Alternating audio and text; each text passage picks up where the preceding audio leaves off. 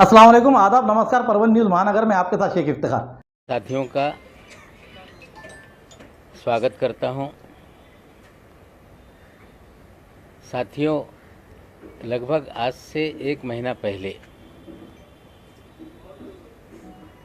6 अक्टूबर के दिन आप लोगों को कुछ जानकारियों से मैंने अवगत कराया था, शायद आपको वो याद होगा।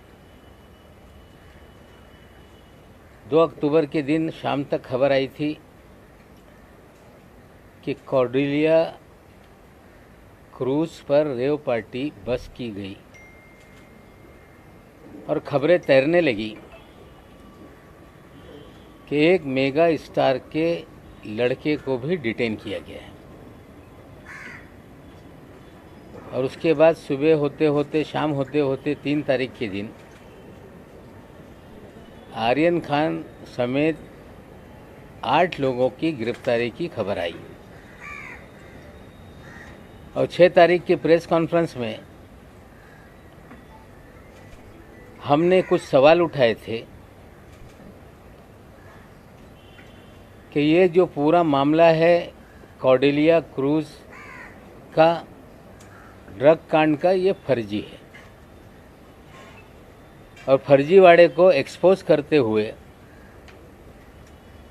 2 व्यक्तियों का वीडियो हमने सार्वजनिक किया था। एक व्यक्ति था केपी गोसावी, जो आर्यन खान को ले जाते हुए एनसीबी के मुख्यालय में नजर आया था। दूसरा, अरबाज मर्चेंट को ले जाते हुए मनीष भानुशाली नाम के व्यक्ति की वीडियो हमने जारी की थी। और उससे पहले भी वो 2 व्यक्ति एनसीबी के मुख्यालय में जा रहे हैं, ये 6 तारीख के दिन हमने ये सारे सवाल खड़े किए थे। हमने सवाल पूछा था, ये कौन 2 व्यक्ति हैं जो हाई प्रोफाइल अक्यूज को घसीटते हुए एनसीबी के मुख्यालय में ले जा रहे हैं। हमारी प्रेस कॉन्फ्रेंस 3 बजे हुई थी।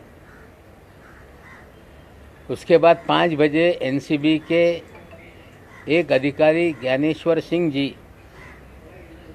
मीडिया के सामने आए थे और उन्होंने कहा था कि they are our independent witness. उन्होंने 9 विटनेसों के नाम जारी किए और 9 विटनेस की एक सूची भी प्रेस रिलीज के जरिए आप सभी साथियों को उन्होंने देने का काम किया था। सवाल पूछे गए थे कि नवाब मलिक इस तरह के सवाल क्यों उठा रहे हैं। ज्ञानेश्वर सिंह जी का बयान था कि ही इज प्रिजुडिस। वो कहीं ना कहीं कुछ उनके घर में जो दामाद का मामला था उसको लेके उन्होंने बयान दिया था। आप सभी लोगों को याद है कि ये प्रेस कॉन्फ्रेंस में आप सभी लोगों ने दामाद वाला सवाल भी मुझसे पूछा था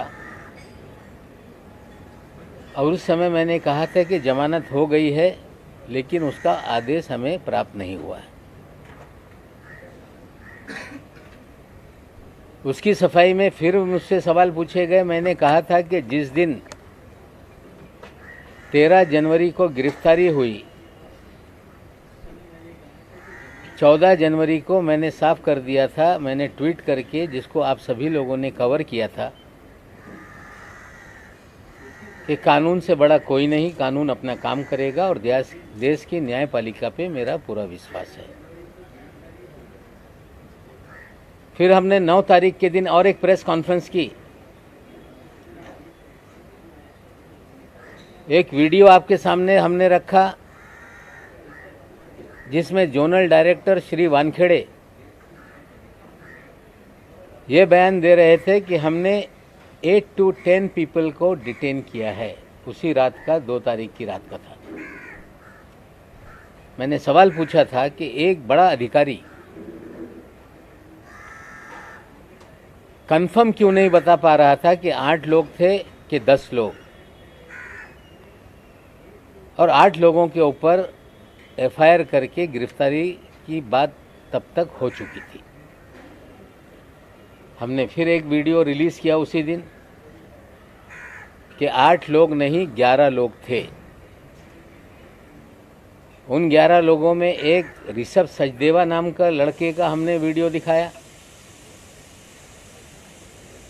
हमने प्रतीक गाभा का वीडियो दिखाया,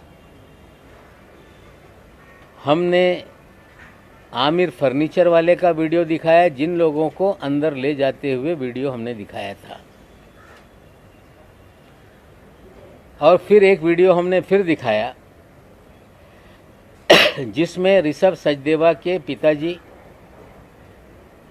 उनके चाचा जी, इन 3 लोगों को लेकर निकलते हुए नजर आए।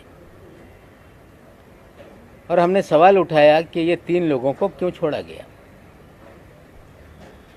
और हमने सीधे कहा कि ये भारतीय जनता पार्टी के पूर्व जो युवा मोर्चा के अध्यक्ष थे मोहित कंबोज जी, जिन्होंने नाम बदल के मोहित भारती कर लिया है, ये उनके साले हैं और इनके बोलने पे ही उनको छोड़ा गया। फिर तुरंत प्रेस कॉन्फ्रेंस हो गई। श्री वानखेड़े ने कहा कि वो 11 लोग नहीं 14 लोग डिटेन किए गए थे। फिर लोगों को गुमराह करने का खेल वानखेड़े ने शुरू किया। हमने पूछा कि वो और कौन 3 लोग थे, नाम बताओ, लेकिन नाम नहीं बताया गया। फिर कह रहा हूं कि वो 3 लोगों के छोड़ने में ही सबसे बड़ा खेल है।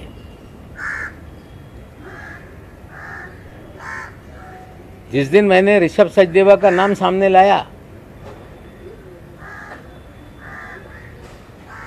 मोहित कंबोज जो 1100 करोड़ रुपए का बैंक फ्रॉड का एक्यूज है,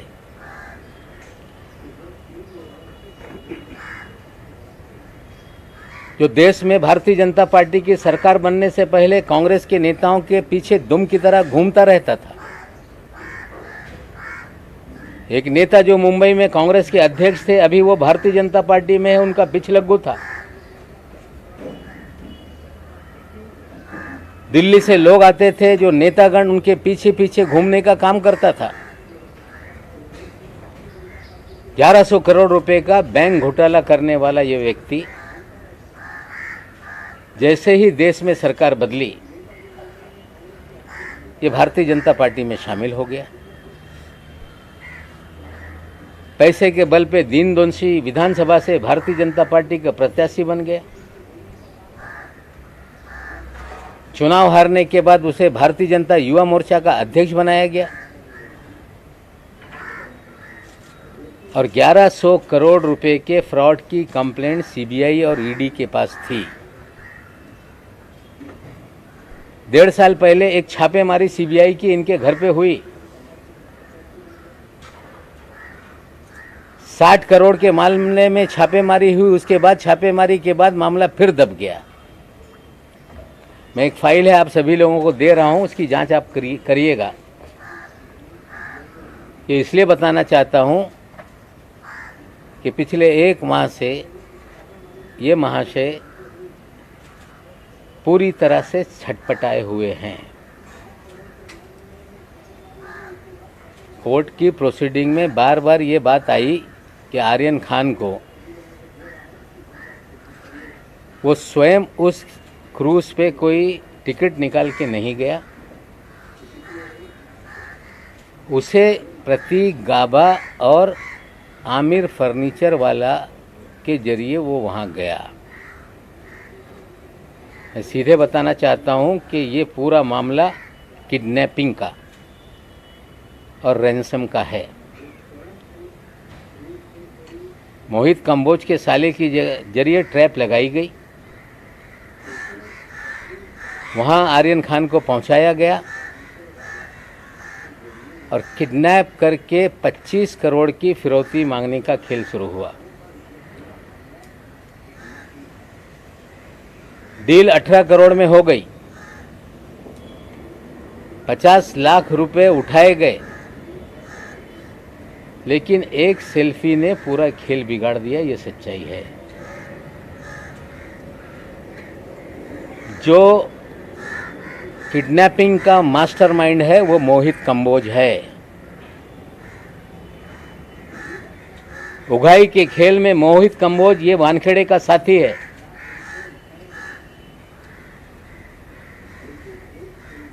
मोहित कंबोज के और वानखेड़े के अच्छे रिश्ते हैं। मोहित कंबोज इस शहर में 12 होटल चलाता है। मोहित कंबोज अपने होटल चलाने के लिए बगल के होटलों पे वानखेड़े के जरिए कुणाल जानी नाम का एक होटेलियर है जो बास्किन नाम का होटल चलाता है। उसके बगल में ओपा नाम का एक होटल कंबोज ने खोला।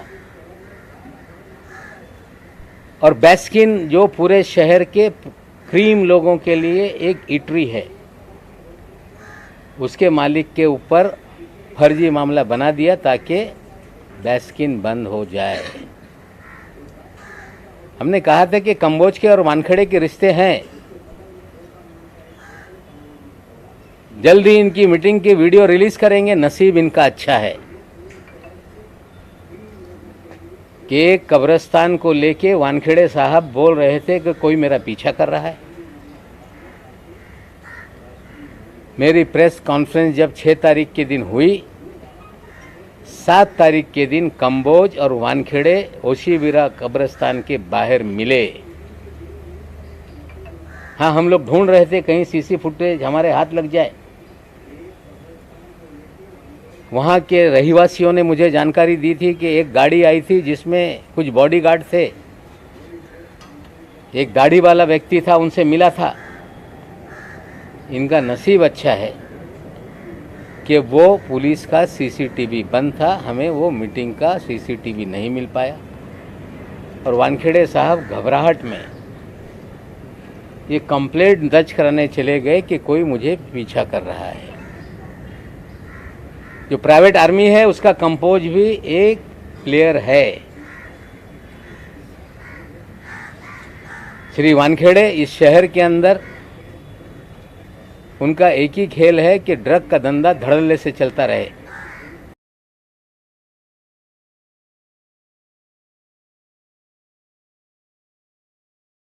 क्यों करने वाले लोग हैं, जो नशे के लत के आदी हैं, बड़े घर के लोग, फिल्म जगत के लोग, उनकी जानकारी हासिल की जाए, उन्हें डराया जाए और हजारों करोड़ की उगाही की जाए। ये खेल वानखेड़े इस शहर में खेल रहे हैं। 18 करोड़ का मामला इस्टेब्लिश हो गया है। प्रभाकर साइल जिसने आकर पुलिस के सामने एफिडेविट देकर अपना बयान दर्ज कराया, आप साथियों ने दिखाया। और मुझ पे आरोप बार बार 2 प्लेयर को वानखेड़े आगे कर रहा है। एक का नाम है सैनियल डिसोजा, जिसके बारे में कुछ चीज़ें बाद में मैं दिखाऊंगा। कवरअप करने के लिए सैम डिसूजा आगे आ रहा है। और कंबोज जी ने कल प्रेस कॉन्फ्रेंस करके हमने कहा था दिल्लीला में छुपे हैं कुछ राज। उन्होंने लगा के एक दिन बाद ये सारी चीज़ें नवाब मलिक बोलने वाला है तो कल हम ही बता देते। हाँ, अच्छा किया आपने बता दिया। प्राइवेट आर्मी की प्रेस कॉन्फ्रेंस कल हो गई। सैम डिसोजा का वीडियो चलाया गया। सैम डिसोजा का एक इंटरव्यू एक टेलीविज़न पे चला जिसमें वो एनसीबी को और वानखेड़े को क्लीन चिट दे रहा था। और कल श्री कंबोज ने कहा कि जो प्रभाकर साइल है, ये नवाब मलिक के जरिए ये झूठे एविडेंस तैयार कराया जा रहा है। साथियों, प्रभाकर साइल ने जो बयान दिए आप लोगों ने देखे। वो गवाहों के लिस्ट का एक गवाह है, उसने अपनी कहानी सब चीज़ें आपको बताई है। मुझ पे आरोप लगाया जा रहा है कि मैंने उसे पढ़ा कर ये सारे बयान दिलवाए। बहुत इसके अंदर एक अच्छी जानकारी मैं आपको देना चाहता हूँ। शायद 24 तारीख के दिन साहिल का वीडियो और कुछ इंटरव्यू मीडिया के सामने आया, जिसमें 25 करोड़ मांगे जाएं, 18 करोड़ की डील हुई, 50 लाख कैसे उठा, किस गाड़ी में, सारी जानकारी उसी ने दी है। और वानखेड़े साहब और उनकी प्राइवेट आर्मी ये कह रही कि नवाब मलिक का प्लांटेड ये खेल है। मैं आप सभी लोगों को जानकारी देना चाहता हूं कि 22 तारीख के दिन मुझे एक रिपब्लिकन पार्टी के गुट के नेता हैं जो पूर्व नगर सेवक रह चुके हैं, जिनका नाम है मनोज संसारे। उनका हमारे पीए के टेलीफोन पे फ़ोन आया कि संसारे साहब आपसे बात करना चाहते हैं। मैंने उनसे बात की। उन्होंने कहा कि केपी गोसावी और उनका साथी सरेंडर होना चाहता है। मैंने कहा कि कब होंगे सरेंडर? उन्होंने कहा कि आज शाम तक, रात तक वो आएंगे और मैं आपके पास लेके आता हूँ। ये जानकारी मिलने के बाद मैं माननीय मुख्यमंत्री के पास उसी दिन जाने वाला था। मुख्यमंत्री जी को ये जानकारी मैंने दी कि मुझे फ़ोन आया था मनोज संसारे जी का,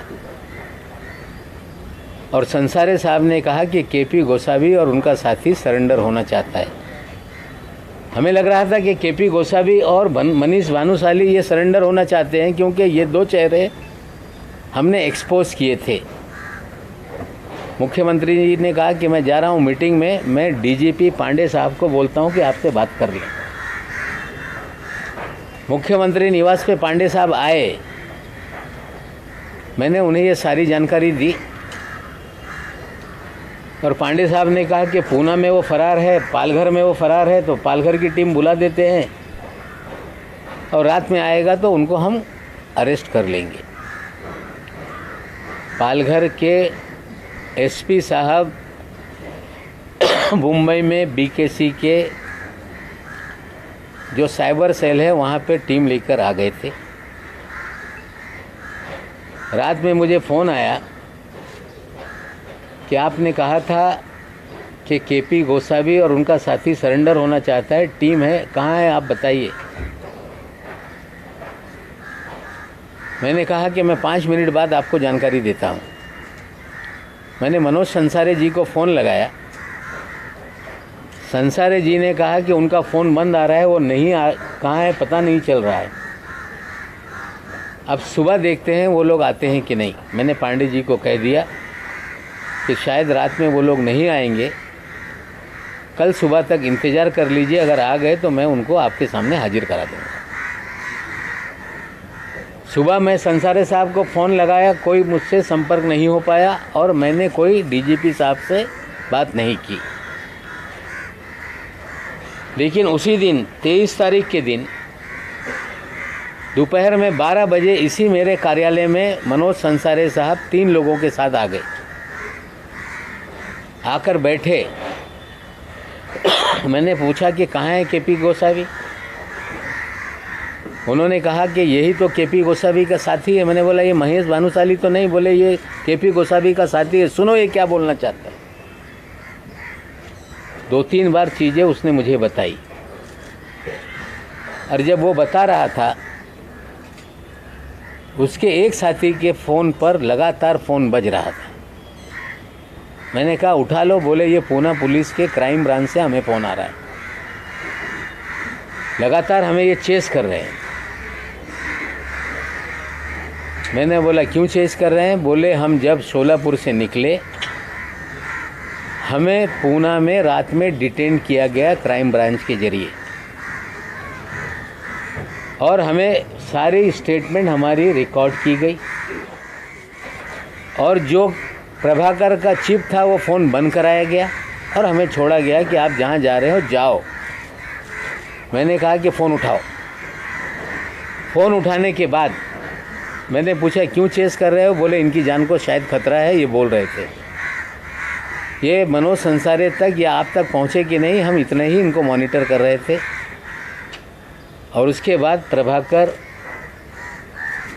आया हमारे सामने, मैंने मनोज संसारे से कहा कि इनका एक एफिडेविट बना लो, जो ये बोल रहे हैं इनका वीडियो रिकॉर्ड कर लो और मीडिया को दे दो और पुलिस स्टेशन में जाके कंप्लेंट लिखा दो। शायद वानखेड़े को ये पता नहीं कि आरोप लगा रहे हो, लेकिन नवाब मलिक ने कोई तोते को, जिस तरह आप कंबोज को पढ़ा रहे हो, जिस तरह आप सैम को पढ़ा रहे हो, नवाब मलिक ने कोई पढ़ाने का काम नहीं किया। मैंने ये कहा था कि लीला में छुपे हैं कुछ राज। मेरे पास पगारे साहब भी आए थे 4 दिन पहले, 5 दिन। उन्होंने अपनी सारी कहानी सुनाई थी। विजय पगारे नाम का व्यक्ति है जो चैनलों पे चल रहा है। लीला होटल की सारी कहानी बताई, कैसे पूरे लोग, मनीष भानुशाली, धवल भानुशाली, श्याम डिसोजा, किस तरह से वहाँ पे रंग रलियाँ मनाते थे, किस तरह से चीज़ें चलती थी। वानखेड़े साहब को लगा कि ये कल बात होने वाली है, तो चलो कंबोज के जरिए लीला का राज खोल देते हैं। सुनील पाटिल का नाम सामने ले आते हैं। सुनील पाटिल को मैं जीवन में कभी नहीं मिला। सुनील पाटिल कोई राष्ट्रवादी कांग्रेस पार्टी का कार्यकर्ता नहीं। सुनील पाटिल के कल कंबोज साहब ही राणा साहब मंत्री के साथ फोटो दिखा रहे थे। सुनील पाटिल के अमित शाह जी के साथ कई वीडियो घूम रहे हैं। सुनील पाटिल के मुख्यमंत्री गुजरात के, उनके शपथ ग्रहण समारोह के फोटो घूम रहे। मनीष भानुशाली के प्रधानमंत्री से लेके सभी लोगों के साथ फोटो हैं। मनीष भानुशाली जब माधवराव सिंधिया के लड़के जब पार्टी ज्वाइन कर रहे थे, तो बीजेपी के मुख्यालय में इंटरव्यू देते हुए नजर आ रहे हैं। हम तस्वीरों पे आरोप नहीं लगा रहे हैं। किस दल का व्यक्ति है हम ये नहीं कहना चाहते, लेकिन सुनील पाटिल भी फ्रॉड है। सुनील पाटिल भी वानखेड़े की प्राइवेट आर्मी का ये प्लेयर है। और मैं आपको और जानकारी दे दूं कि 6 तारीख को जिस दिन मैंने प्रेस कॉन्फ्रेंस की, उस दिन सुनील पाटिल का मुझे फ़ोन आया था प्रेस कॉन्फ्रेंस के 2 घंटे बाद कि साहब मैं धुलियाऊन बोलतो, मैं धुलिया से बोल रहा हूँ, मैं आपको जो आपने प्रेस कॉन्फ्रेंस ली है उसके बारे में अधिक जानकारी देना चाहता हूँ। मैंने कहा आइए मुंबई में मुलाकात करिए। फिर दूसरी प्रेस कॉन्फ्रेंस के दिन भी उसका फ़ोन आया। और जब विजय पगारे नाना मेरे पास आए, उसके बाद भी वो नहीं आया। विजय पगारे के साथ एक भंगाले नाम का उनका साथी था, उसके फ़ोन से उन्होंने सुनील पाटिल से बात की। बोले आप आ जाओ, आप डरो मत, पुलिस के सामने मलिक साहब आपको हाजिर करा देंगे। और मुझे नंबर दिया कि साहब हम लोग नहीं, आप डायरेक्ट बात कर लेना। मैंने डायल किया तो वही नंबर था, सुनील पाटिल धुलिया। मैंने उससे कहा कि आप आओ, पुलिस के सामने खड़े रहो, सच्चाई बोलो। उसने कहा कि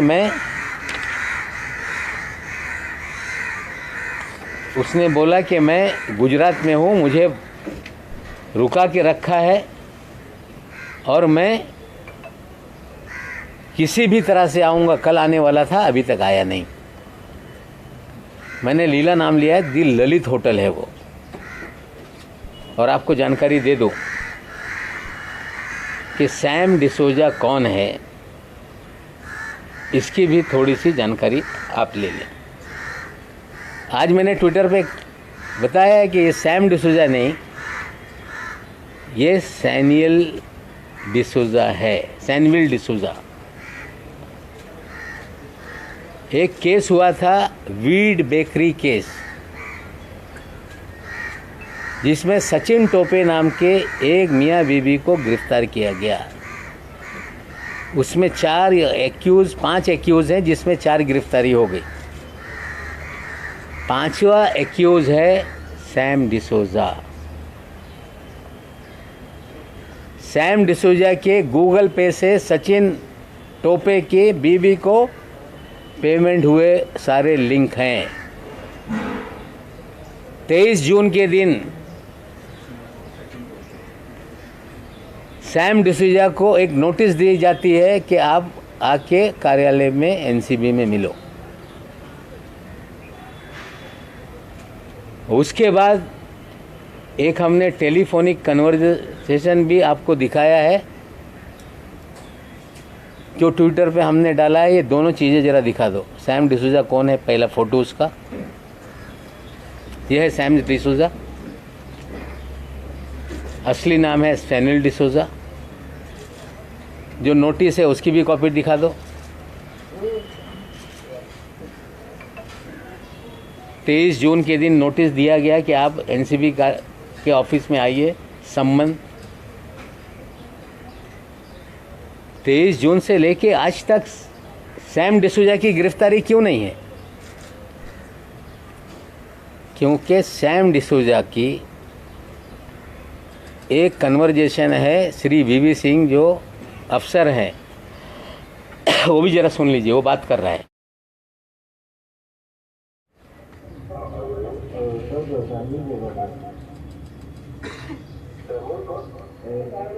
आपको नोटिस दिए थे ना घर पे?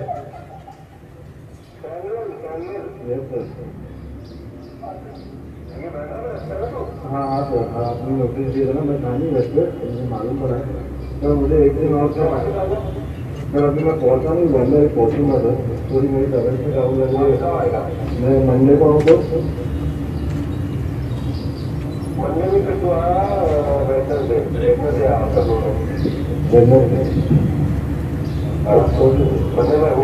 ओके सर, मैं करूँ बनने से आएगा। हाँ सर, हाँ सर, ये तेरा फोन है ना, ये फोन लेके आना। यस सर, लेता हूँ। हाँ मेरे को हरकत नहीं चाहिए, ठीक है? क्योंकि मेरे पास एमआई नंबर है तेरा, ऐसे मैं केस से मैं ना पूछ सकता। हाँ सर, मैं नहीं बोलूँ, बता रहा हूँ, ऑलरेडी तेरे को फोन कर रहा हूँ। यस सर, मैं ऐसा कुछ काम करूँगा नहीं सर। हाँ ठीक है, आ जाओ। 5 महीने इसकी गिरफ्तारी नहीं हुई है, लेकिन ये क्लीन चिट एनसीबी को दे रहा है अपने वीडियो में। ये 2 मीडिया पर्सन की बात कर रहा है, ये हवाला की बात कर रहा है, ये भी सुन लो। आपने एनसीबी के साथ इससे पहले काम किया, पर काम मैंने एनसीबी का डायरेक्ट काम नहीं किया है, बट मैंने एक मीडिया चैनल है उनके थ्रू काम किया, उनके थ्रू ये सारा काम था। मतलब मेरे को कोई हवाला वाला सुना दो। 38 लाख मेरे को सुनील पाटिल का फोन आया, बोले मेरे को पैसा जाके ले लो आर क्रांति से ले लो, बिकॉज आई टोल्ड मैं आर क्रांति हवाला ये जो 2 मीडिया के लोगों के साथ ये काम करता है, एक है आरकेबी राजीव बजाज और दूसरा उनका साथी है जिसका नाम है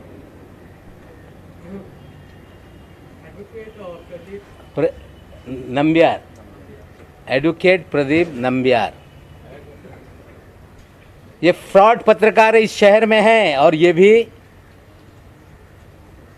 वानखेड़े की प्राइवेट आर्मी के प्लेयर हैं। एक नंबियार साहब का जो सैम के साथ चैट है दिखाइए, जिसमें वो हाथ जोड़ रहा है।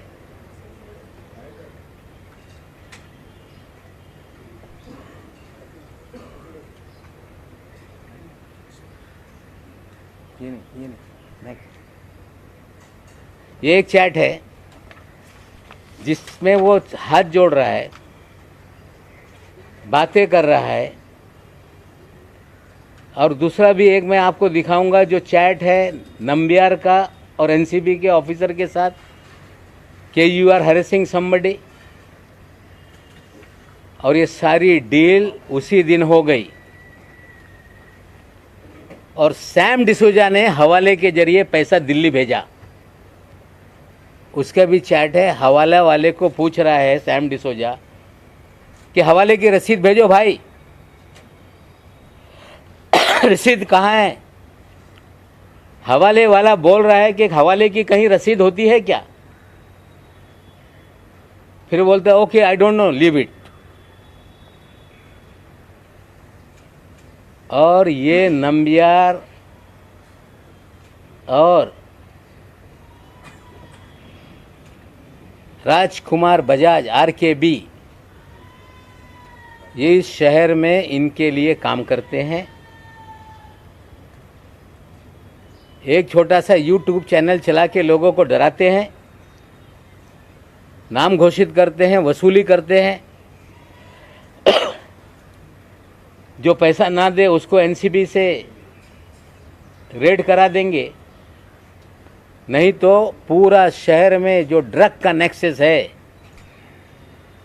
उसकी वसूली का काम ये दो लोग करते हैं। उसके कुछ स्टिंग ऑपरेशन के 2 वीडियो देख लें।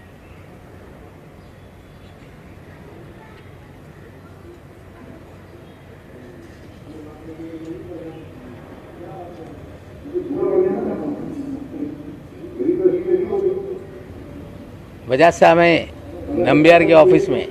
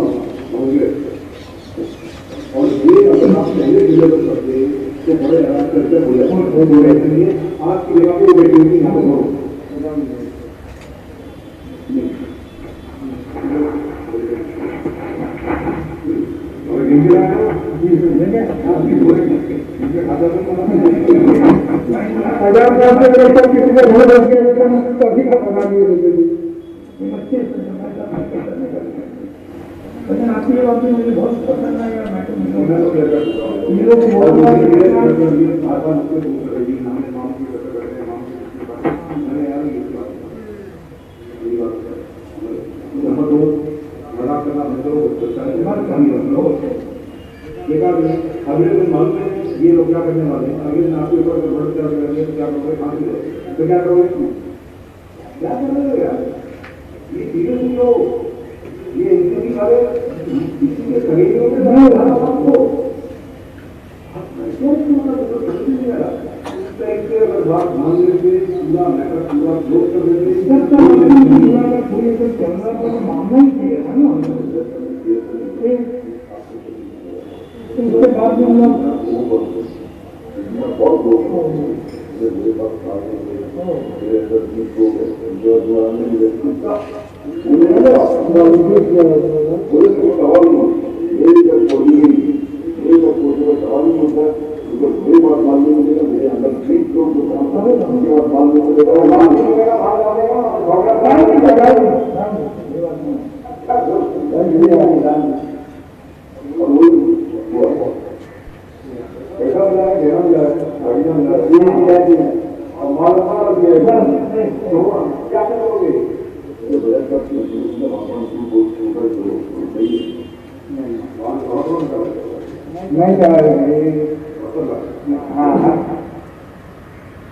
दोनों हो गया। ये एक लेटर मुझे आया है, वो भी मैं आप लोगों को दे दूंगा, किसी ने मुझे भेजा है इसी केस को लेके, जिसमें रुबीना नाम की कोई ड्रग पेडलर है, उसके अगर पैसे नहीं मिले उसके बाद ये केस हुआ। और उसी केस में एक्यूज़ है एक,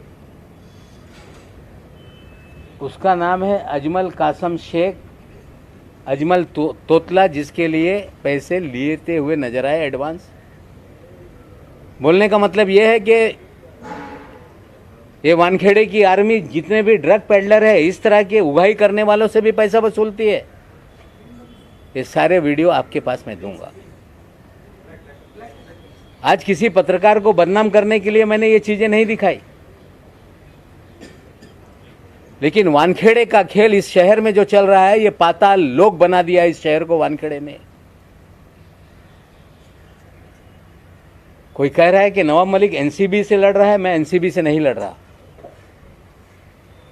कोई कह रहा है कि नवाब मलिक भारतीय जनता पार्टी से लड़ रहा है, मैं भारतीय जनता पार्टी से नहीं लड़ रहा। मैं लड़ रहा हूं गलत लोगों के खिलाफ। मैं लड़ रहा हूं कि जो इस शहर में ड्रग के नाम पर हजारों करोड़ की वसूली हो रही है, बेगुनाह लोगों को फंसाया जा रहा है, ड्रग पेडलर धड़ल्ले से धंधा कर रहे हैं, नशे का कारोबार चल रहा है। जो नशा करने वाले हैं उन्हें बड़े लोगों को टारगेट करके डरा के वसूली की जा रही है। पिछले 1 महीने से 2 दिन ज़्यादा हो गए, अभी तक पूरे देश में ये खबर नीचे नहीं आ रही है।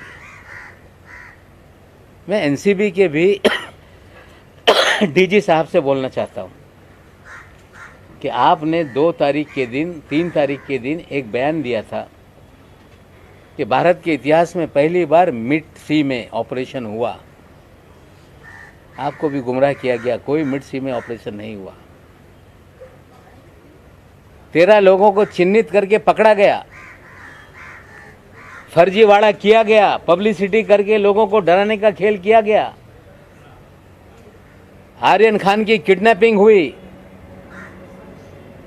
रैंसम मांगी गई और एक सेल्फी वायरल होने से पूरा खेल बिगड़ गया। मैं बीजेपी के लोगों को भी कहना चाहता हूं कि मैं कोई पॉलिटिकल लड़ाई नहीं लड़ रहा। हम चाहते हैं कि ड्रग पूरी तरह से समाप्त हो, पीने वालों को नशा मुक्ति केंद्र में भेजा जाए। जो छोटे धंधे वाले हैं उन्हें पकड़ के उसी मुकदमे में बंद किया जाए, बड़ी मछलियों को पकड़ा जाए, सोर्स को पकड़ा जाए, पूरी तरह से देश में नशा मुक्ति हो।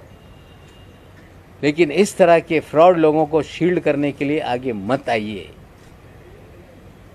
कंबोज फ्रॉड है, कह रहा है कि 1.5 साल से मैं पार्टी में नहीं, उसे शील्ड मत कीजिए। पाटिल जो है वो किसी दल में नहीं, उसे शील्ड मत कीजिए। मनीष भानुशाली आपके नेताओं के साथ घूमता है, उसे भगाइए, उसे शील्ड मत कीजिए। धवल भानुशाली घूम रहा है, उसे शील्ड मत कीजिए। ऐसे फ्रॉड लोग राजनीतिक दलों के आड़ में छुप के अपना मकसद साधने का काम करते हैं। हम राजनीतिक दल से नहीं लड़ रहे और ऐसे अधिकारियों को शील्ड मत कीजिए जिसका पूरा इतिहास दागी है, जो हजारों करोड़ की उगाही कर रहा है। खबर आई है कि 6 मामले से वानखेड़े को अलग किया गया और उसमें यह खबर आई कि उसमें आर्यन खान और समीर खान का भी केस है। मैं अधिकारियों से पूछना चाहता हूं कि जिस केस में चार्जशीट फाइल हो गई, वो केस की जांच संजय सिंह क्या करने वाले हैं? या तो 2 चीज है, मैं उनकी मंशा पे सवाल नहीं उठाता। 2 चीज है, या तो आप सही मानों में जांच करके जो बोगस केस है उसमें डी समरी फाइल करके लोगों को निर्दोष मुक्त कराएंगे। अगर ऐसा है तो जो 26 केस की मैं बात कर रहा हूं, वो सारी चीज़ों की जांच करें। और कहीं ये समझ में आ रहा होगा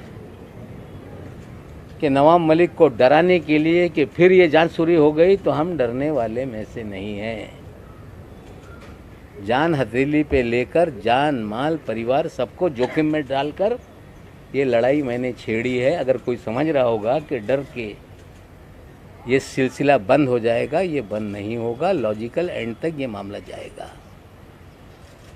साथियों, आपको बताना चाहता हूँ, इतिहास में पहली बार वानखेड़े तो यही कहता है कि नवाब मलिक के दामाद की जमानत रद्द करेंगे, हाईकोर्ट में जा रहे हैं। और पहली बार हमने देखा है कि जो फॉरेंसिक लैब गुजरात की है, जहाँ से रिपोर्ट आई, उस रिपोर्ट को रीचेकिंग के लिए एप्लीकेशन एनडीपीएस कोर्ट में डाला गया।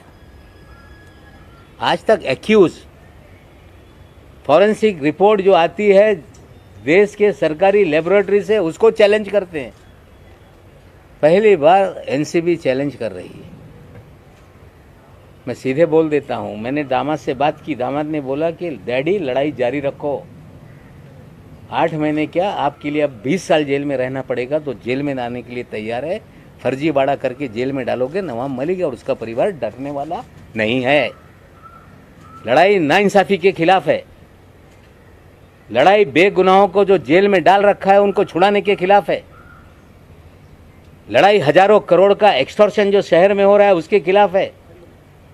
मैं बीजेपी से भी हाथ जोड़ के विनती करता हूं कि फ्रॉडों को शील्ड करने का काम ना करो, और एनसीबी के भी अधिकारियों को कहता हूं कि गंदी मछली निकाल कर फेंक दो। ये चंडाल चौकड़ी मुंबई के जोनल ऑफिस में है।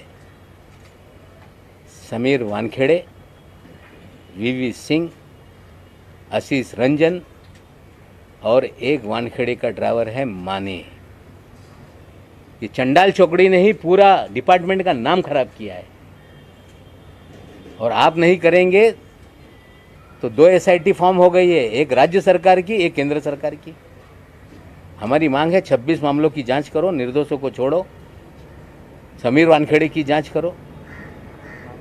अगर आपकी एसआईटी नहीं करेगी तो किडनैपिंग और रैंसम का मामला तो इस्टेब्लिश हो गया है। धीरे धीरे लोग सामने आ रहे हैं, जांच है, मैं नहीं कहता किसी को नाजायज फंसा दो, लेकिन किडनैपिंग और रैंसम के मामले में जो भी गुनहगार हैं, चाहे गोसावी होगा, चाहे भानुशाली होगा, चाहे सुनील पाटिल होगा, चाहे धवल भानुशाली होगा, चाहे प्रभाकर सहल होगा, चाहे वानखेड़े होगा, वीवी सिंह होगा, निश्चित रूप से सत्य सामने आएगा, सत्य की जीत होगी। और जब तक ये लॉजिकल एंड तक विषय नहीं जाता, मैं रुकने वाला नहीं हूँ। डराने का प्रयास ना करें, धमकाने का प्रयास ना करें। सच्चाई की लड़ाई है, सच्चाई की लड़ाई को हम आगे बढ़ा रहे हैं, और लोगों को डराया जा रहा है कि आपने पैसा दिया, आप भी इसमें आरोपी बन जाएंगे। विक्टिम कभी आरोपी नहीं होता। किसी को डरा के पैसा लिया जाए तो डर के लोग पैसा देते हैं। शाहरुख खान को डराया जा रहा है कि तुमको आरोपी बना देंगे, पैसा तुमने दिया है। They are victims. जो सारे विक्टिम हैं उनको बोलता हूं, खुलकर सामने आओ, डरो मत। जो लड़ाई में आगे बढ़ा रहा हूं उसके अंदर मेरा साथ दो, और मुझे पूरा विश्वास है ये लड़ाई आगे तक जाएगी। और जिस तरह से देश के मीडिया ने इस लड़ाई को आगे बढ़ाया है, आशा करता हूं कि अंतिम लड़ाई के अंत तक ये मामला आपके सहयोग से आगे चलेगा। धन्यवाद। वो चांडाल चौकड़ी कौन सी है, एक बार फिर नाम बता दीजिए, क्या इन्वॉल्वमेंट है सीधे तौर पे? 4 लोग हैं चंडाल चौकड़ी, जिनकी प्राइवेट आर्मी है। जोनल ऑफिस में समीर वानखेड़े, वीवी सिंह, आशीष रंजन और माने नाम का एक ड्राइवर है। पिछले प्रेस कॉन्फ्रेंस में एक मेरे से गलती हो गई, मैं उसको सुधारना चाहता हूँ। मेरे दामाद से वीवी सिंह ने रेंज रोवर नहीं मांगी थी, आशीष रंजन ने मांगी थी कि I want to purchase Range Rover, ये आशीष रंजन ने कहा था। सर, आपने शाहरुख खान को डराने की बात की, शाहरुख खान को कौन डरा रहा है, किस तरह से डरा रहा है? नहीं, उन्हें देखिए, पहले दिन से शाहरुख खान को डराया जा रहा था कि नवाब मलिक अगर बोलना बंद नहीं करेगा तो तुम्हारा लड़का लंबा जाएगा। अभी पूजा ददलानी का मामला इसमें आ गया, शायद उन्हें डराया जा रहा है कि 50 लाख आपने दिया, आप भी एक्यूज बन जाएंगे। यू आर विक्टिम, डोंट, डरो मत। देश में किसी के बच्चे को किडनैप कर ले, कोई रैंसम मांगे, डर के कोई पैसा दे दे, तो वो गुनहगार नहीं है, वो विक्टिम है।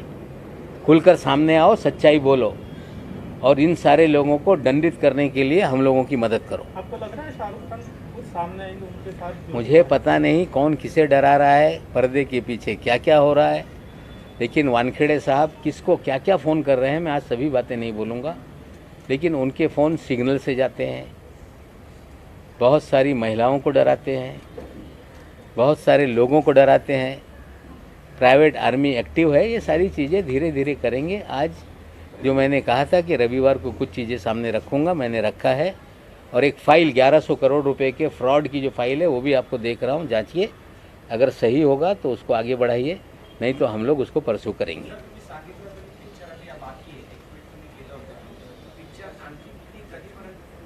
हे बघा, हे मेरा नाम जोकर 2 इंटरवलची पिक्चर नाही आहे,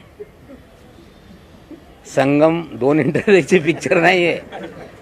पिक्चर जोपर्यंत याच्यातला विलन तुरुंगात जात नाही तोपर्यंत हे पिक्चर संपणार नाही। ललितचा उल्लेख केला होता की ललितमध्ये खूप काही राज लपलेले आहे म्हणून तुम्ही सांगताना अगदी शॉर्टकट सांगितलं, ललितमध्ये काय राज आहे? ललितमध्ये 7 महिने रूम बुक होते सुनील पाटील यांच्या नावाने। तिकडे हे सगळी प्रायव्हेट आर्मी जात होती। तिकडे बरेचसे काही घाणेरडा हा विषय आहे, ते मी त्याच्यात पडत नाही।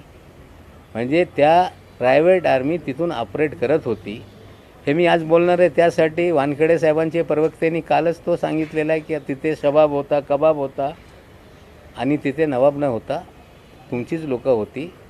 माझा कधी त्यांच्याशी घेणं देणं नाही।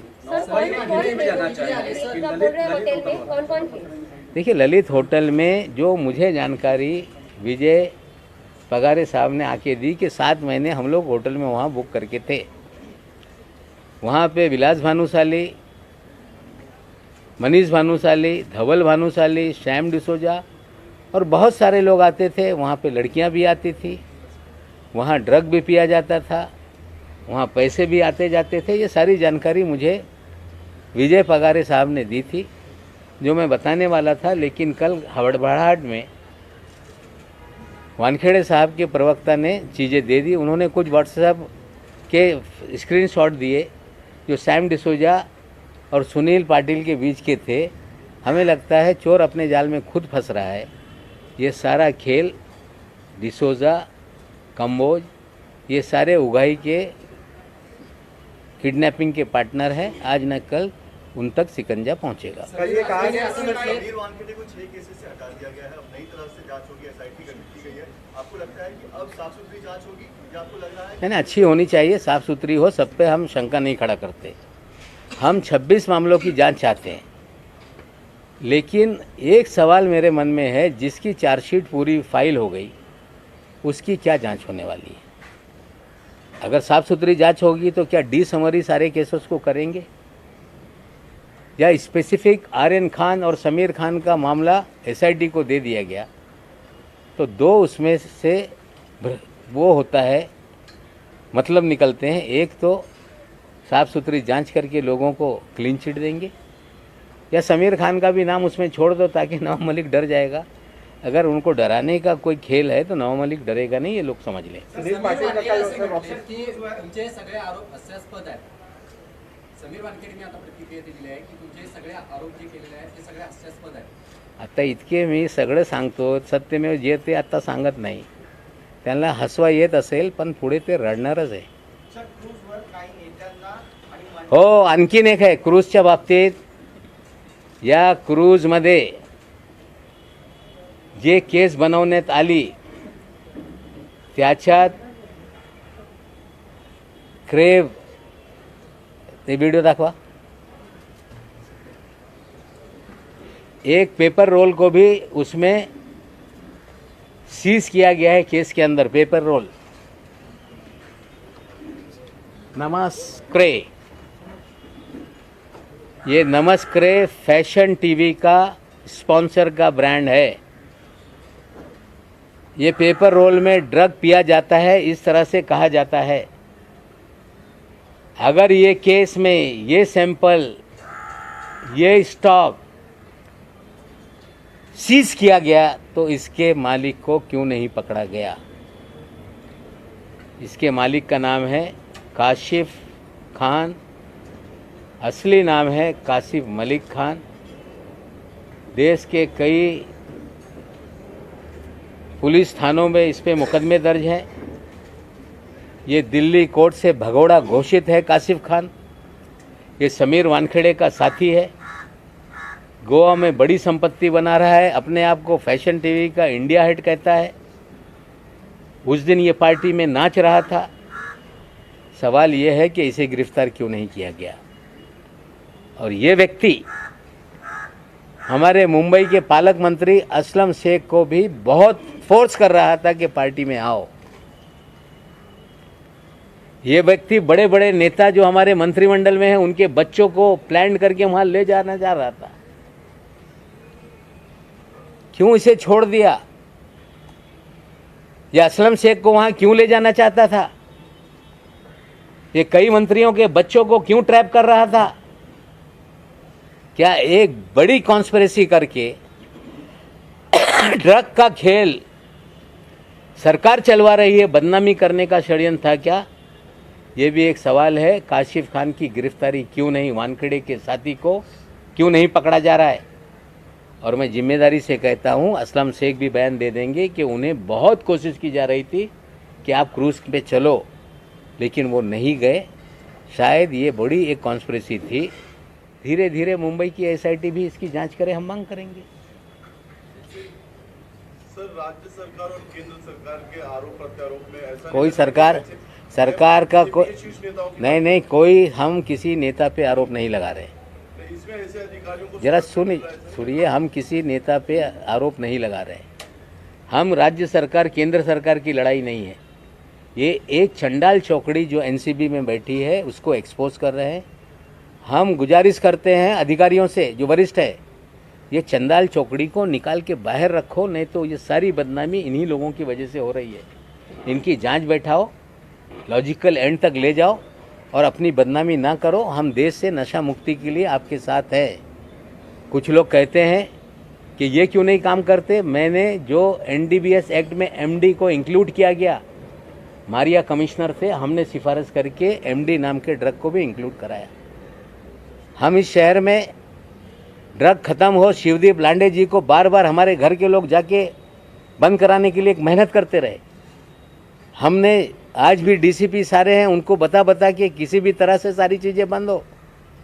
ये नहीं कि नवाब मलिक चाहता है कि ड्रग बंद ना हो, हम पूरी तरह से चाहते हैं साफ सफाई हो, लेकिन ऐसी चंडाल चौकड़ी रहेगी तो ड्रग बंद होने वाला नहीं।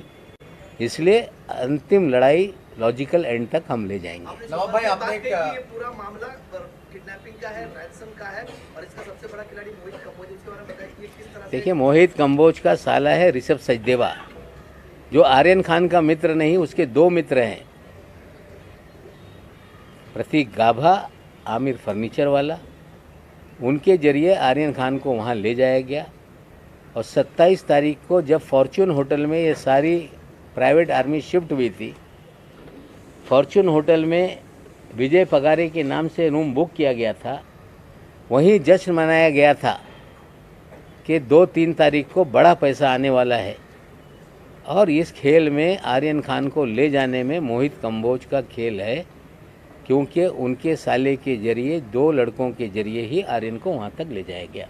सर, आपने बेस्टिन और ओपा नाम के होटल, मतलब आपने बताया कि मोहित कंबोज जी के कई सारे होटल है और वो भी इससे जुड़ा हुआ है। देखिए, वो भी एक तो कहानी है, कहानी वो बाद में चीज़ें और खोल के चीज़ें लाएंगे। आज मुझे लग रहा है कि लगभग 1 घंटा हो गया। आज बहुत सारी चीज़ें हमने रखी है, फिर आने वाले दिनों में जो भी जानकारी मुझे मिलेगी मैं साझा करूँगा, ताकि ये एनसीबी के लोगों को भी पता चले, देश को पता चले और जो 2 एसआईटी है उन तक जानकारी जाए। हमें लगता है काफ़ी जानकारी मैंने दी है, और भी सवाल होंगे तो आने वाले दिनों में हम उसको जवाब देंगे। नहीं, ठीक है, उनका अधिकार है। कोई पिता हो, पत्नी हो, बहन हो, सभी लोगों को इस देश में कानून है। मेरे खिलाफ जो जिसको करना है कर ले। कुछ लोग तो गए थे कि नवाब मलिक के बोलने पे रोक लगा दो। वानखेड़े के जब एसआईटी बनाई गई तो बोलने लगे, मैंने कोर्ट में कहा था, इसलिए ये जांच होने गई, कोर्ट में गए थे कि मुझे ये जो इंक्वायरी है ये सीबीआई और एनआईए को दी जाए। मुंबई पुलिस ने कहा कि इनकी गिरफ्तारी के पहले 72 घंटे इनको बताया जाएगा। हमें लगता है बहुत ज़्यादा झूठ बोल के, कितना भी झूठ बोलेंगे सच ही जीतेगा और सच्चाई की ही जीत होगी। सर, तुम्ही आता सांगितलं की असलम शेख यांच्यावर फोर्स केलं गेलं भांडेला नेण्यासाठी आणि त्याप्रमाणे तुम्ही मंत्र्यांचे काय उल्लेख केला? असे कोण मंत्री आहेत ज्यांच्यामुळे? असलम शेख स्वतः सांगतील, त्यांना विचारा। त्यांना परसू करत होते की नाही की आम्हाला तिकडे या तिकडे या, म्हणजे तो गेले नाही। जर ते गेले असते, आणखीन काही पोरांना ट्रॅप करत होते, ते गेले असते, तो उडता पंजाब नंतर उडता महाराष्ट्र करण्याचा गेम होता, हे सत्य आहे. चंद्रकांत म्हणणं आहे की इतक्या मोठ्या प्रकरणामध्ये आपण पडू नये. मग त्यांना वाचवू नये. जे सत्य आहे त्यांना शिक्षा द्या. मोठ्या प्रकरणे पडू नये म्हणजे जे सत्य आहे लोकांच्या समोर आणणं एक नागरिक या नात्याने माझी जवाबदारी आहे. हमारे न्यूज़ आपको किस तरह पसंद आ रहे हैं, इसके लिए लाइक करें, शेयर करें, कमेंट करें, सब्सक्राइब करना ना भूलें. Subscribe now and press the bell icon. Never miss an update.